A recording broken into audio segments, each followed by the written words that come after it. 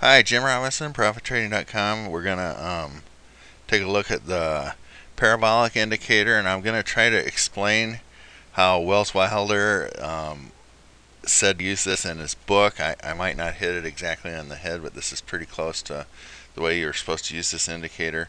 Basically, the parabolic is supposed to go with this bottom indicator, the directional movement, and you stay out of the parabolic indicator, like say when the market is not moving. So like say in this area where it might be closed and the ADX may be going down, that might not be, you might get out of the parabolic then.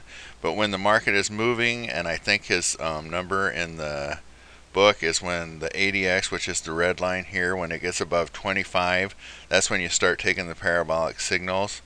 Now what he says to do is in the book is once the market starts moving, to take the first trade with the trend, which would be this trade here, and then basically take every trade after that. And it's a stop and reverse system, so there's going to be some in and out trading, but basically what the hope is and the idea behind it is you're going to catch the big swings, and overall the system will make money.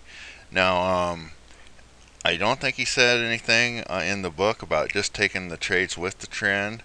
But you know, if you knew, like this is the S&P chart, if you knew the S&P is in an uptrend, you might just use these signals, the sell signals, as take profit signals, and not sell signals to actually sell and get in the market. What the parabolic is, if you're going to trade it just like it's said in the book, it's a true stop and reverse system. So when the black dot gets hit, you sell, and when the black dot gets hit on the upside, you buy. And you know, like if you were short a contract here and then you came up and you were going to buy here, you would have to buy two contracts, one to cover your short and one to go long. So you'd have to keep that in mind too. It's anybody that's looked at this or parabolic, they know that there's something to it. It's really interesting. It's really a great indicator, but yet it's tough to use. I think this is like a lot of things, you got to use other indicators with it.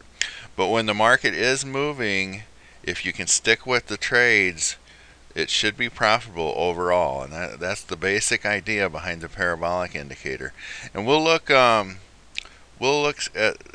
some more at the parabolic in the future. But see, now this trade here would have been an excellent trade up with the parabolic, but again, by his rules, the ADX was too low to take that trade. But again, that's where, you know, maybe that's, the book was wrote back in the 70s, so we've come a long ways with technical indicators and trading ideas since then.